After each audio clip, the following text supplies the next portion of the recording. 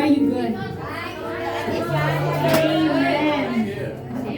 Grabe po. The Lord is so good. And all the time. Hallelujah. And God is faithful only today? Yes. Amen. Praise the Lord. Praise God na, alam natin yung faithfulness ni Lord. Kasi na-experience po natin na po. Talaga.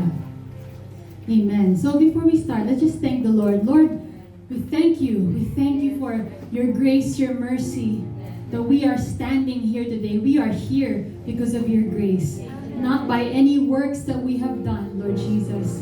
So we thank you, God, for your word today that will continue to mold us, transform us, to become the people that you want us to be, Lord. To be mature like Christ, Lord. That your name may be exalted and magnified wherever we go. Give you thanks and praise, Lord. In Jesus' name we pray. Amen. Praise the Lord. Who remembers the last months? Wow. Praise the Lord. Come on. Dahil kung may gusto, kung ayaw, tama. Di ba naalala niyo? Kasi there's no such thing as no time for God. So, have you been spending time with God? Amen. You can be honest. It's okay. We're growing. Okay. Honest talaga si Flor. Good. Amen. Because as long as you're doing something, baby steps po. Huwag po nating i-allow ang guilt na hindi ako nakapag-spend, wala na. Mas lalo kayong lumayo kay Lord. Huwag naman po. Basta every moment, every step, you're going forward. Yes? Amen. Praise the Lord. Okay. Praise the Lord. So today po, we're going to talk about the parable of the growing seed. Yeah, thanks, Ted. The parable of the growing seed. So there's actually a parable about the growing seed. Let's go po to next slide. Yung verse po dito ay Mark chapter 4, verse 26 to 29. So let's all go there muna po. Babasahin ko muna po sa English ng The Passion Translation, tapos sa Tagalog rin. So Mark chapter 4, verses 26 to 29. When you are there na po, say amen. Amen. Praise the Lord. So good. So babasahin ko na po sa The Passion Translation muna. Sabi po dito, Jesus also told them this parable. God's kingdom realm is like someone spreading seed on the ground. He goes to bed, gets up day after day, and the seed sprouts and grows tall, though he knows not how. Verse 28. All by itself it sprouts, and the soil produces a crop. First the green stem, then the head on the stalk, and then the fully developed grain in the head. Verse 29, then, when the grain is ripe, he immediately puts the sickle to the grain, because harvest time has come. Praise the Lord. Now I'm going to read po sa Tagalog, ang salita ng Diyos. Marcos. Anyways. Verse 26 to 29, sabi po dito, sinabi pa ni Jesus, ang paghahari ng Diyos ay maiharing tulad dito. May isang taong naghasik ng binhi sa kanyang bukid. Habang nagtatrabaho siya sa araw at natutulog sa gabi, ang mga binhing inihasik niya ay tumutubo at lumalago. Ngunit hindi niya alam kung paano ito nangyayari. Ang lupa mismo ang nagpapatubo at nagpapabunga sa pananim. Lilitaw muna ang usbong, tutubo ang tangkay, at pagkatapos ay mahihintik ng butil ang uhay. Tawag po, uhay. Uhay, yes. At kapag hinog na ang butil, gagapasin na ito dahil panahon na ng pag-aani. Di ba po ang ganda ng parable? It's so, parang nag-take ng time si Lord para i-share yung parable na to. Alam na po natin yung story or yung process naman ng binhi eh. Pero bakit pa specify ni Lord? He got so detailed about this. Actually po, yung parable na po ito, it's only found in the Gospel of Mark. Yung ibang Gospels, it does not have this parable. But why was it mentioned nga? Okay. So, ano po yung unang sinabi sa verse 26? Sinabi pa ni Jesus, ang paghahari ng Diyos. So, it's talking about the kingdom of God. Amen. Walang question po dito. It's about the kingdom of God. So, obviously, it talks about God. It talks about the Spirit. Ano po? Yung spiritual realm. Right? So, basically, when you talk about this parable of the growing seed, it talks about your spiritual growth. Amen? So before anything, just want to share, next slide po please. There are two important perspectives sa parable na to. Important perspectives. The first perspective is yung role ni God sa spiritual growth ng tao. Yung pangalawang perspective po, yung role natin sa spiritual growth ng mga tao. Okay? So let's start muna sa role ni Lord. Amen. Amen? Are you ready? Amen. Alright. So let's go to number 1. Yes. Okay. Number 1, God's role here is the spiritual growth involves what? God's word. Of course. Right? So, the kingdom of God is like a farmer who scatters seed on the ground. The seed is what? The word of God. How do we know it's the word of God? Paano natin nalaman? Because sa Mark chapter 4, sa very beginning, dun po pinag-usapan or dun po sinabi ni Lord yung parable ng soil. Yung 'di ba yung hinasik ang seed sa rocky path, sa good soil, sa stony path, sa pathway. Sa Mark 4 chapter 4 verse 1 to however, doon sinabi ni Lord yung parable of the soil, yung lupa. That's why, and then the Lord explained it to His disciples kung ano yung seed na yun. The seed is the word of God. So that's why we know sa parable na to, yung seed na tinutukoy is the word of God. So walang confusion po doon. How do we know? Because God said it. Alright. Sabi ni, Amen. That's right. Amen. Amen, Mila. Okay. The first parable Jesus tells us will help us understand yung susunod na parable. So yung unang sinabing parable ni Lord, it will help us understand the other parables sa chapter 4. Alright. So without the seed, what will grow? Tapos. Kung walang binhi, walang tutubo, walang aanihin, walang, di ba po? So it has to start with the seed. Every farmer and gardener knows that you can have the best soil, pinaka-best na lupa ever, great water, the great sun, right? But if you don't have a seed, nothing will grow. Nothing. I know it's so simple, but sometimes we don't realize kailangan ng binhi. You have to start. So to grow spiritually, the Word of God must be planted in you. Amen. You must have God's Word planted in your life. Sa 2 you can just write, wala pa yung verse dito, but you can write down this verse. 2 Timothy chapter 3, verse 16 to 17.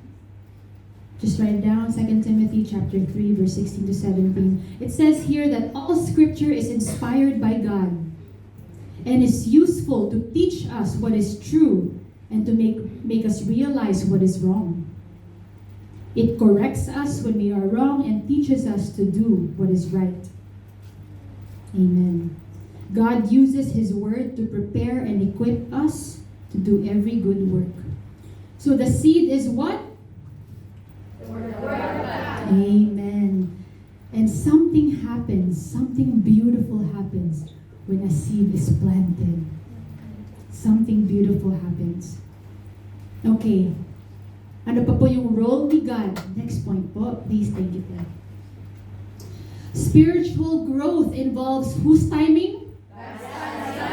God's timing. Timing natin? God's timing. Praise the Lord. So Jesus, yung sa parable, sinasabi ni Lord, night and day. Day and night. Night and day. Habang natutulog ang farmer, habang gising, may nangyayari sa binhi. May nangyayari po. The farmer plants the seed, he goes home. The next day, he works, he goes home. Many days, sometimes sunny, amen? Sometimes rainy. The farmer has so many other things to do. He takes care of the chickens, the goats, the pigs. Diba po? He helps his neighbor, he repairs his house. May mga araw na hindi niya iniisip yung binhi. Diba po? But even though he doesn't understand how something happens, he doesn't understand how nag-grow, but something happens. And that is, mga kapatid, through someone like you. When you share the gospel, you tell them about Jesus, you share with people your testimony, you give biblical advice, you plant, every time you do that po, you are planting the Word of God. Do you believe that? So, when you plant the Word of God, you go home, you sleep, you wake up, you work, nights pass, days pass, problems come, years pass, mga taon, ilang taon minsan. Years pass, and then one day, the seed na na-plant ninyo will grow. God's timing. Okay? That's powerful. Don't rush. If you plant the seed, it is not your job. Just trust God. Even though nag-sprout na nga yung sa buhay natin or sa buhay ng iba, nag-sprout, praise God, nakikita natin ang change. Hindi instant. Hindi po instant ang pagbabago. Pero nandoon yun. It's there. You cannot remove that, di ba po? And you don't understand how, but it grows. So spiritual growth is about God's timing, not yours. Amen? Number 3, what is God's role? Spiritual growth involves? Ang ganda rin nito. Grabe. Timing ni Lord, power pa ni Lord. Wala tayong ginagawa po na kayang i-grow ang isang seed. It is the power of God. Let's look closely at what Jesus says in verse 28. Ano po sabi sa verse 28? Ang lupa mismo ang nagpapatubo. Thank you, Lord. Nagpapatubo. Di ba po? Ang lupa mismo. The crops or the soil produces crop by itself. Without any help. So what is Jesus saying here, mga kapatid? What is He really saying? Let's go to language school muna. Let's go to language school. Kasi yung New Testament po, this particular book at least, it was written in Greek. What is Greek in Tagalog? Greco. Tama po, Greco? Greg. Hindi po Grego. Greco, sorry. Okay, it was written in Greek. And there are two things you need to see here. Sa ibang English translation, on its own, by itself, diba? The crop will grow. It's very important. You know why? Because this word on its own, it comes from the Greek word automatos. When you think of automatos, what do you think? Automatic! Matic! Automatic.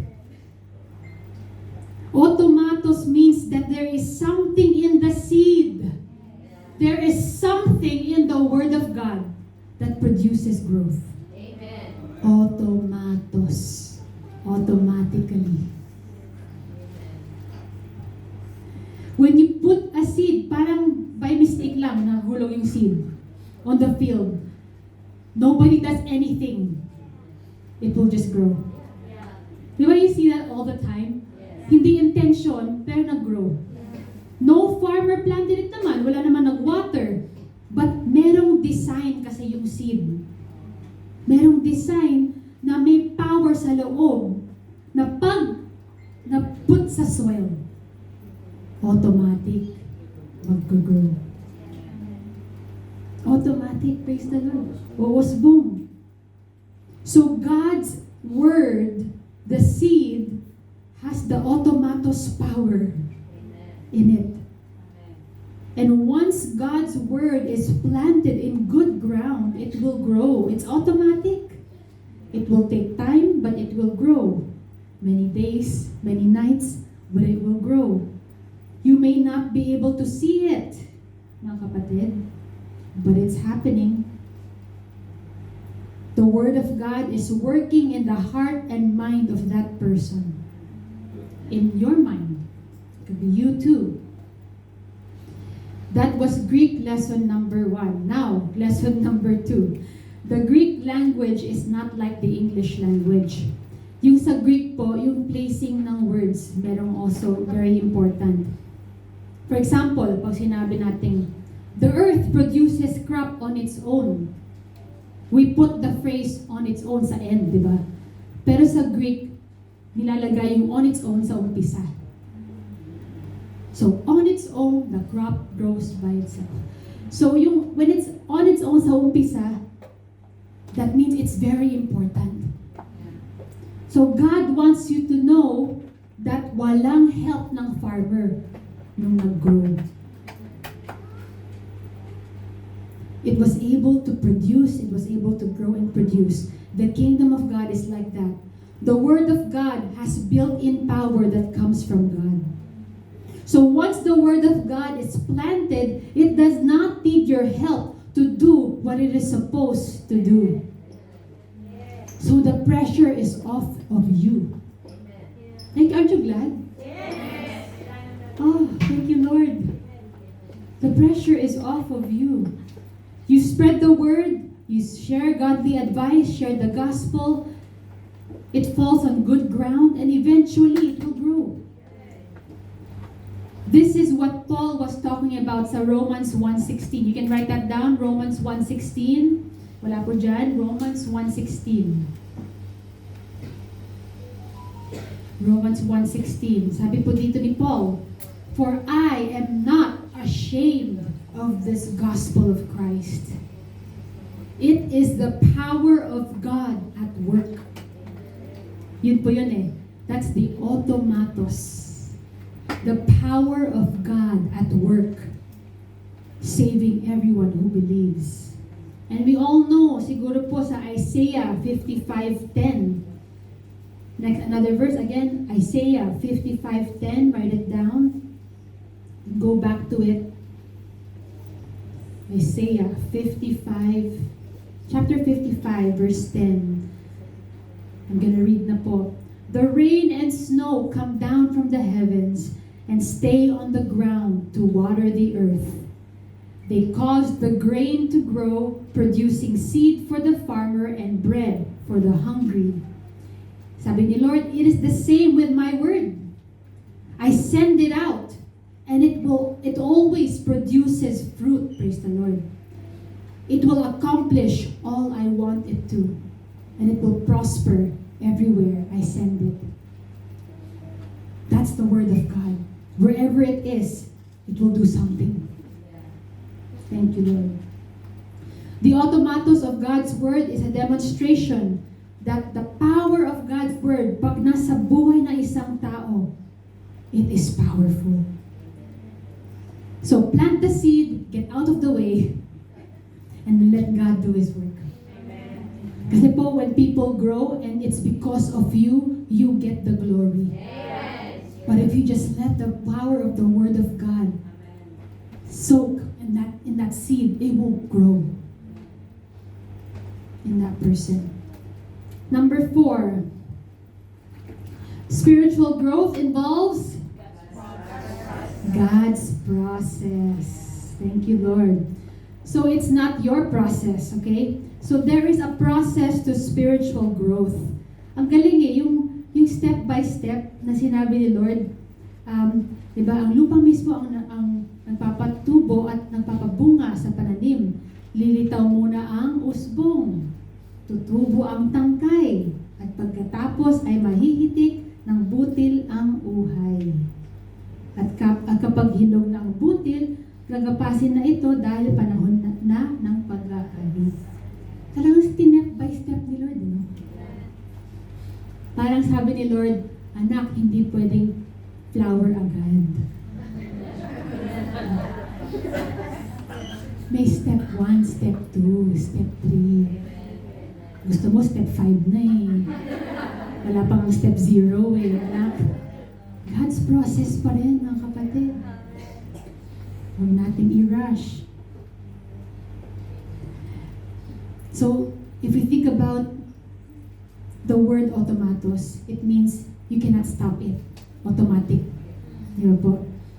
Once the seed, it is English naman, once the seed finds good ground, a leaf blade will push through, then the head, and finally the grain will ripen. It's unstoppable. Amen?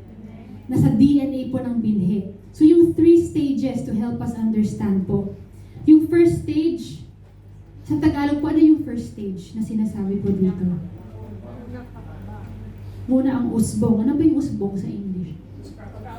Sprout. So basically yung bud. Okay. So yung step na po yun, this can represent the idea na I'm saved.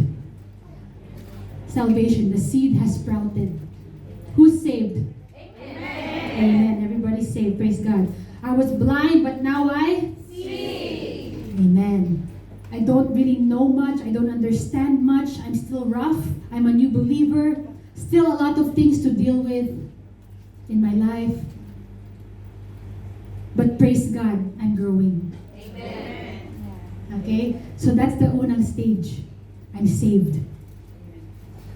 The next part naman, ano po yung next sa usbong? After usbong, tutubo ang tangkay. Ano po yung tangkay? Stem. So tutubo po ang stem. So let's say in a sense, yung stage na po yun is, I am being saved. So okay, so there's saved salvation, tama? Once, only once. Then you're being saved every day, meaning you're being transformed from glory to glory. From the inside out. So continual pa rin po ang transformation. I am definitely, this is where you say, I'm definitely not who I used to be. Definitely not who I used to be. I have grown, I am growing, and you can see it. I am not shallow, hindi na ako mababaw. Pamaturity na ako. I am a disciple of Christ, and I am about to make more disciples for Christ. That's the seed. Next step, yung stem. Diba? And then yung final, the grain is ripened, ready na for the harvest. I believe this can represent the mature in Christ. The ones who can say, I have fought the good fight. I have finished the race. I have encouraged who God has told me to encourage. Even though I fell many times, I got back up. Amen. That is the last stage of the growth. That is when you're confident to say, yep, take me, Lord. I know I did it. So we're all maybe not there yet. But praise God, we're growing. Amen. Amen. That's the important part. It's God's process. You have to cooperate with God's process. Cooperate po tayo. Huwag tayo tigas ulo. Amen. Everybody's growth is a divine process. It's divine. It is not flesh. It is divine. Supernatural. And of course, the last part from God's role, spiritual growth involves God's, the next one, harvest. Amen. So this is the final part sa role ni Lord. Spiritual growth involves God's harvest. And that's so good. Kasi harvest ni Lord, pero na-enjoy natin. Amen. Amen. Imagine, nag-plant ka ng seed 10 years ago, tapos nakita na yung tao na nag-serve kay Lord, blessed na blessed, mature in Christ. You get to enjoy that. You partake in the joy of seeing people grow in the Lord. Sharing the gospel. You share the gospel, someone receives it, but you don't know yet, but you pray for them. You don't see any change, di ba po? But something is happening inside of them. And then you see them grow, grow, grow. And then just like the farmer who sees that plant ready to harvest, grabe po yung joy ng isang farmer. And I love how God, it's His word, it's His seed, but He allows us to partake in the joy of seeing the harvest. Thank you, Lord. Okay. So ano po yung mga role ulit? The roles of God in our spiritual growth. Number 1. God's word. Amen. Number 2. God's timing. Amen. Number 3. God's power. Amen. Number 4. God's process. And number 5. God's harvest. Amen. So, in summary, siguro for this part 1, it's just that it's still God. Okay? The conclusion is, don't rush. It's still God's timing, still God's process. And it's God's word. Part 2, our role naman. Number 1, may role pala tayo. We are to be ordinary. Lang? Ordinary lang. Spiritual growth, mga kapatid, involves ordinary people. Okay? You don't have to be special to help with spiritual growth.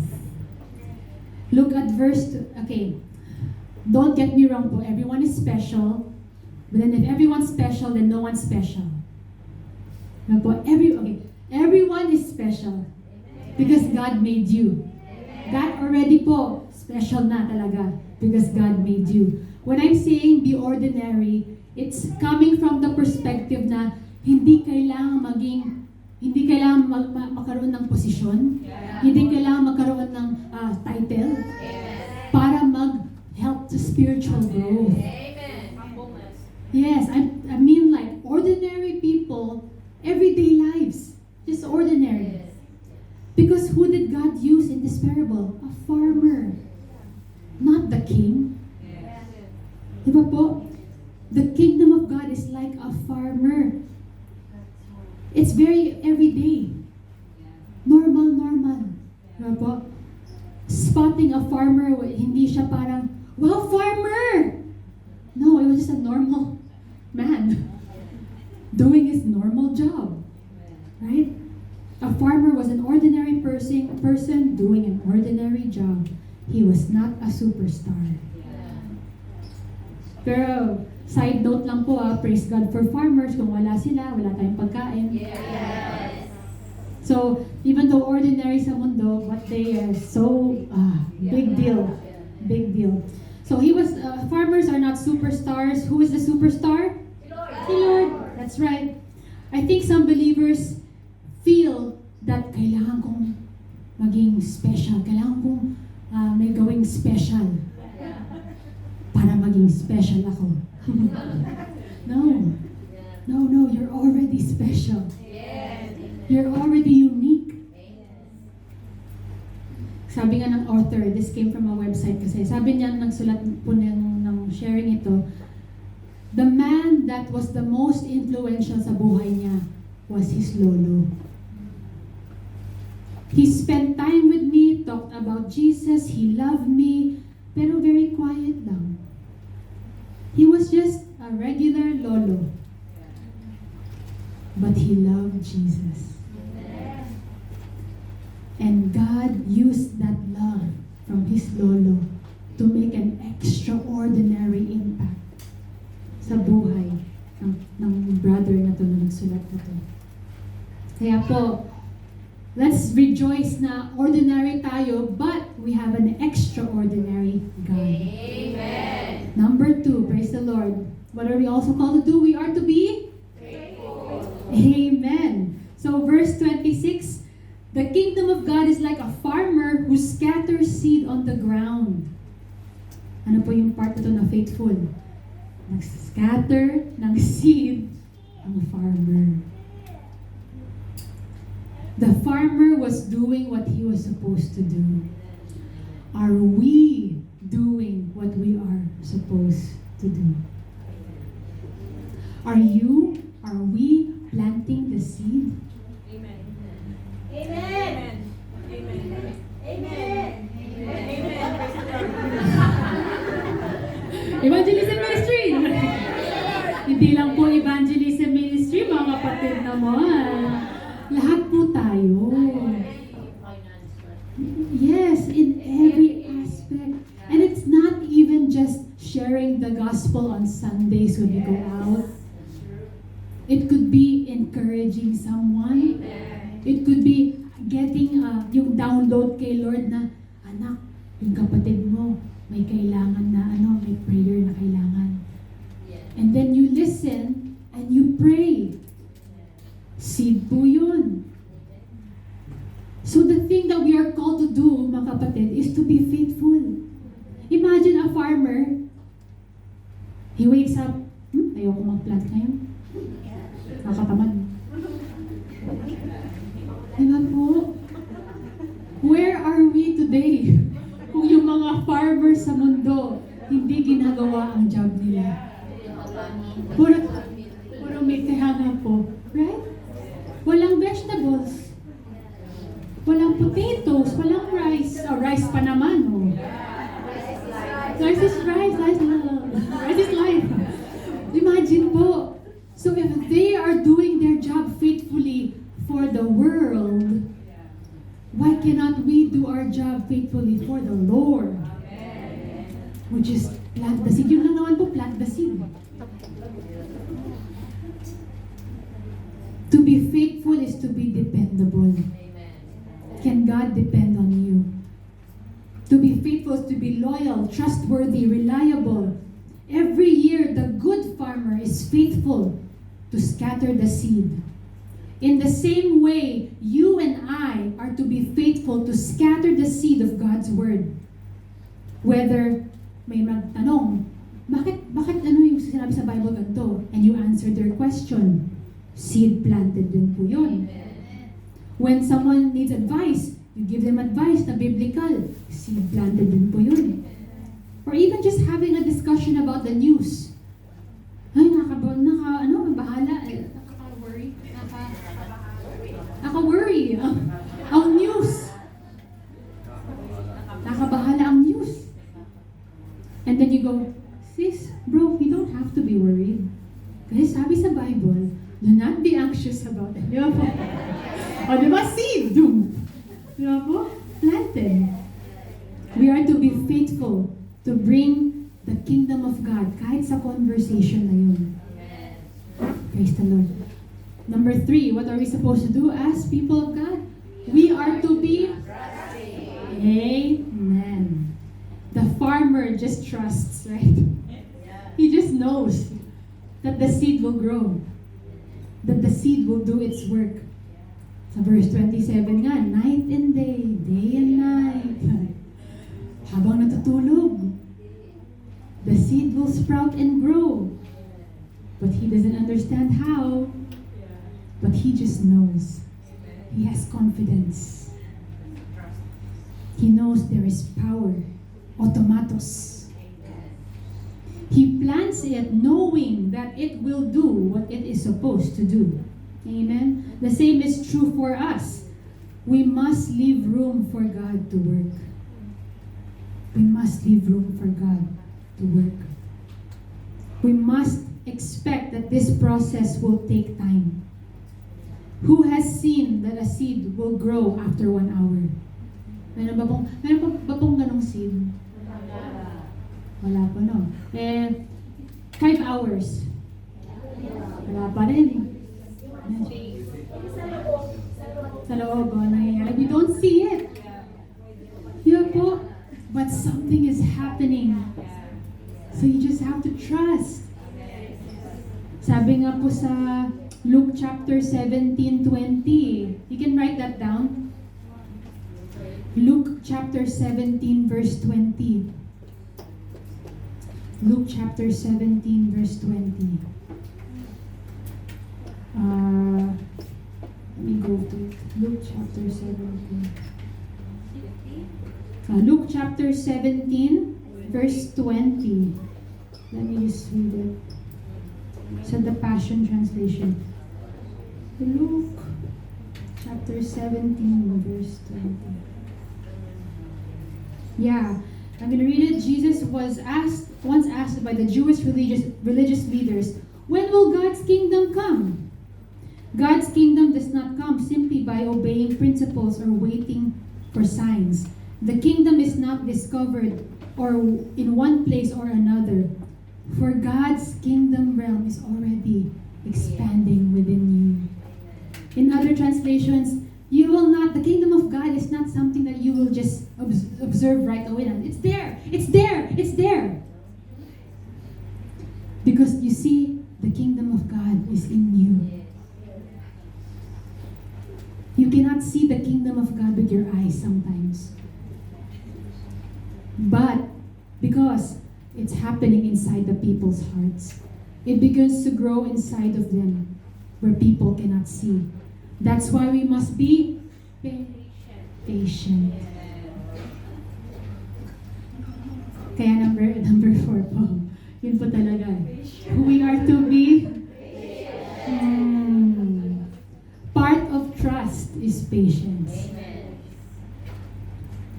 The farmer waits seed to work. He waits. It can be a long process.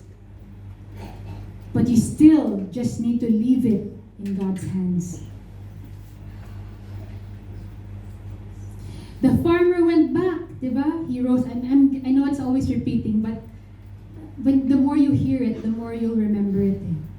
So the farmer goes back home. He wakes up in the morning, sleeps at night. He does normal things. So we do normal things also, right? After we plant the seed, we do normal things. We pay our bills. We read the Bible, but we still continue to share the word. We share the gospel, all the while knowing that some of the seed that we planted, God will cause it to grow. Can you imagine po all the people na shineran nyo? Even if you're not thinking about it, something is happening. Praise the Lord. Praise the Lord. God is so good. Number 5. We are to be... Oh, nice! We are to be humble. Because even though the farmer plays a major part, okay lang sa kanya na hindi niya naiintindihan kung paano. Ang alam lang niya, mag-grow siya. Tutubo siya. Hindi niya alam kung paano. Hindi rin po natin alam kung paano. Huwag po tayo mag-give up. Tuloy lang po. Imposible. Siya imposible. Nakita mo yung buhay niya? Imposible.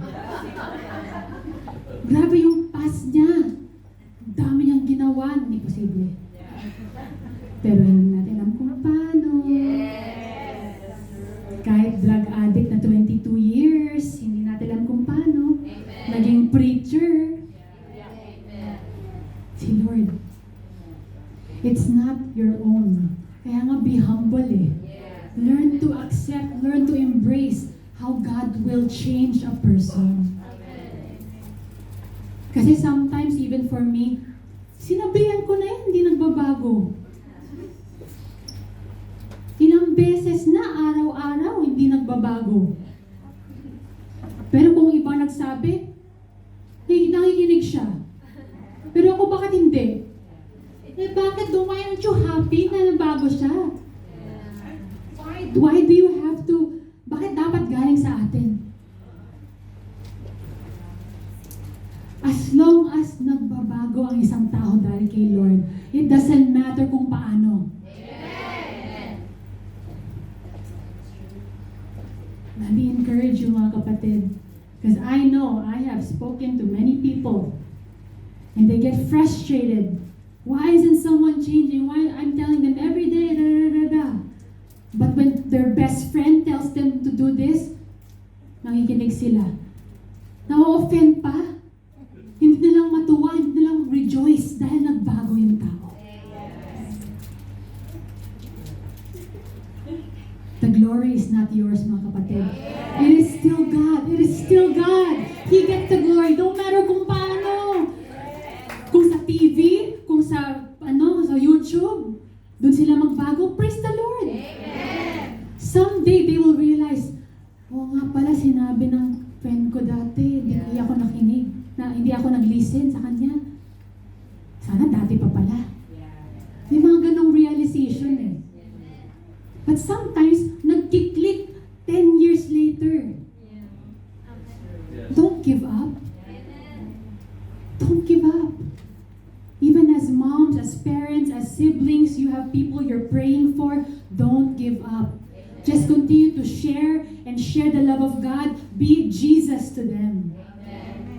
Because it is not your job to change them. It is not your job to grow that seed. It is just your job to scatter the word of God. That's it. Pressure's off. Praise God. Wala nang stress. Hallelujah. Totoo po, talagang sarap na walang stress. Yeah. Lord, ang hirap silang baguhin. Lord, talagang ang hirap, Lord. And the Lord's like, anak, bigay mo na sa akin. Lord, hindi niyo alam talaga, Lord. Ang sakit yung mga sinasabi nila sa akin. Nire-reject, reject, lagi. Persecute, reject. Anak, bigay mo na sa akin, anak. Lord, naku, di ba? Diba po? Stress pa tayo. Pero kay Lord naman yung power. Wala naman tayong power. Magbago sa isang tao. Right? Kaya nga talagang be humble eh. Thank you, Lord. Medyo, for me, because it's my personal experience, when I found out somebody, became saved, or, because the Lord used someone else to touch this person. Nung una pa like, aww. But then I realized, pero saved na siya. Hindi na siya pupunta ng hell. My gosh, that's already, woo! Eh, minsan, we focus on our own offense. Oh, we don't see the bigger picture. Wow, praise God! Na-save siya! Kahit hindi nag-listen sa akin, woo, praise God! Kahit ni-reject ako, she said bad things to me, praise God! Yes, because, tama pala, thanks Paul. There was a seed that was planted. So kahit nagsabi kayo, even planting a seed, they rejected you, pero nandun pa rin yung seed. Kaya huwag tayo ma-offend, mga kapatid. As long as the seed grows, be blessed. That's it. As long as the seed grows. It doesn't matter, di ba? Sabi nga ni Paul, Paul waters the seed. Basta, I plant the seed, water, someone will harvest. Iba-iba po eh. Because no one gets the glory. Si Lord. I know many people here na hindi, na-sharean dati many years ago. Pero ngayon lang nadala sa church. So iba yung nag-share, iba yung nagdala. Ang ganda ng kingdom na po. Oh, sarap. It's all God. Because alam ni Lord, ay, pupunta ng Hong Kong si anak ko. Kaya dapat, dito siya ma-harvest. Right? Anak, i-share mo siya. Pero, pwedeng 10 taong nag-share sa kapatid na to. Hindi pa ready that time. Pero after 10 people, biglang nag-11. Biglang na-change, praise the Lord. Kaya don't give up, mga kapatid. Pray. Continue praying for your family. Continue praying. Continue praying. Don't stop. Because you are the family, you have authority. So when you pray for them, nothing is impossible. Even if it's 5 years. Even if it's 10. Okay? Number 6. We are to be joyful. It's actually just repeating yung sa part ni Lord din na pag nag-harvest, joyful. Ang saya. Maraming testimonies po, no? Pag na-harvest na po ang nag-ripe na seed. Kaya po, what are our roles, mga kapatid? Number 1, ordinary. Okay, number 2, number 3, number 4, and number 5, number 6. Amen. So I hope this is an encouragement to all of you. And actually, let's go back to Mark chapter 4. Let's go back to Mark chapter 4. When you are there, you can say amen. Let's go to actually yung parable, pagkatapos ng binasa natin. Chapter 4, verse 30 hanggang 32. When you are there, say amen. I'm going to read in 2 versions again, the Passion Translation and then Tagalog. Verse 30, Jesus said, and he told them this parable. Okay, how can I describe God's kingdom realm? Let me illustrate it with this parable. It is like a mustard seed, the tiniest of all the seeds. Yet, when it springs up and grows, it becomes the largest plant in the garden, with so many large spreading branches that even the birds can nest in its shade. Okay? I'm gonna read now Tagalog po. Sabi po sa Tagalog, sinabi pa ni Jesus, saan may hahaling tulad ang paghahari ng Diyos? Ano pang talinghaga ang makapagpaliwanag nito? Okay. Verse 31, ito ay katulad ng buto ng mustasa na siyang pinakamaliit sa lahat ng mga buto. Ngunit kapag naitanim na at tumubo, nagiging pinakamataas ito sa lahat ng tanim. At nakakapamugad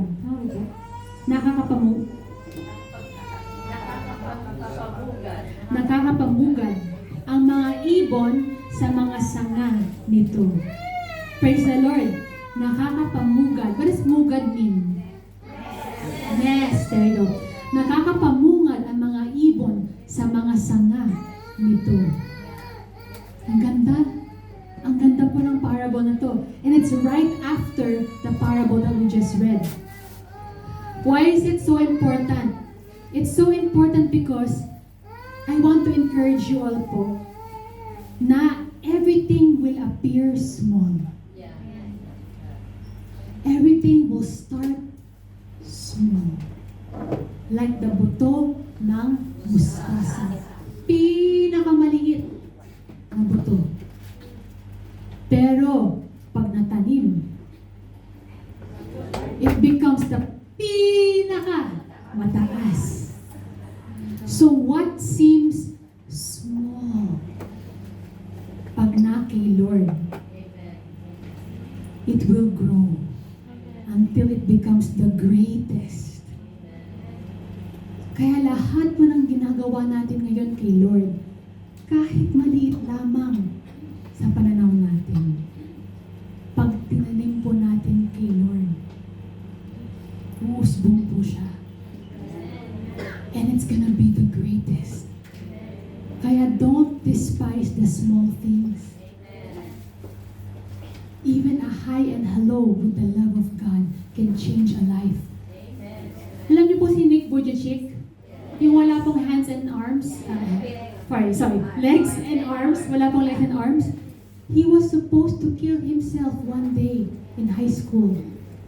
But because one girl said, "Hey Nick, you look good today," changed his mind. One word of encouragement. And look at how many he has encouraged in the whole world. Oh my goodness, millions. From one girl who said, "Nick, you look good today." He didn't want to kill himself anymore. Come on. Small seed. Hey Nick, you look good today. Pew. And then after that, million are being inspired by his life. Your goal is not million. Your goal is not that. This girl did not know that Nick will travel the world. She did not know. She was just being Jesus. Literally, just like, I want to encourage you, Nick. You look good today. Wala man lang, God loves you, or this. It's just one small, short, light word. But it had the love of God. And that changed his life. Diba po? So one small thing can grow into big in the kingdom of God. So both of these parables teach us na the kingdom of God is expanding. Aren't you glad? All around the world we hear the bad news, right? But don't you know there's so much good news happening? Oh my goodness. The only thing we see is the main news, mainstream. Puro negative talaga. Because bad news makes money. If you watch bad news, you are helping them make money.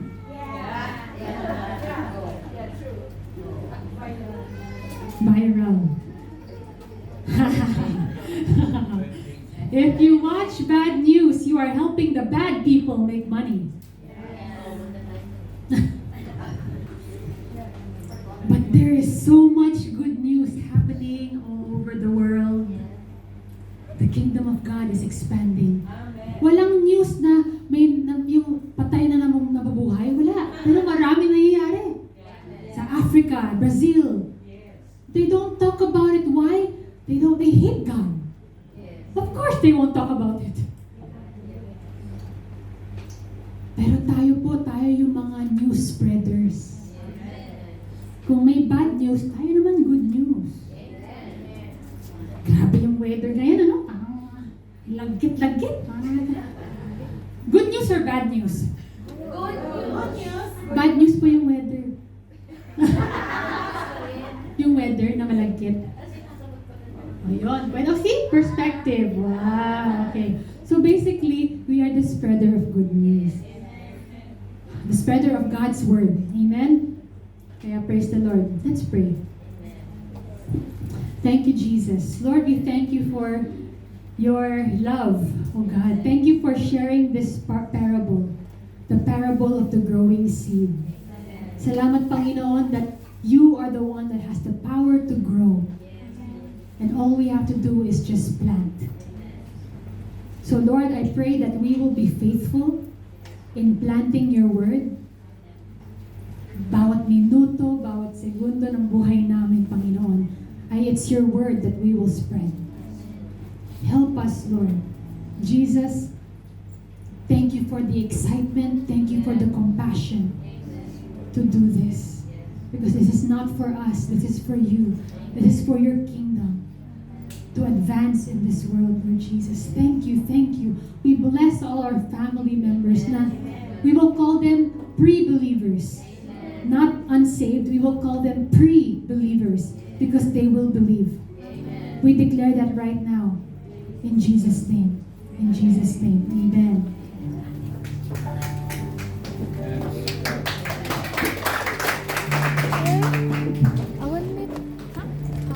Thank you, Lord, for the word of encouragement.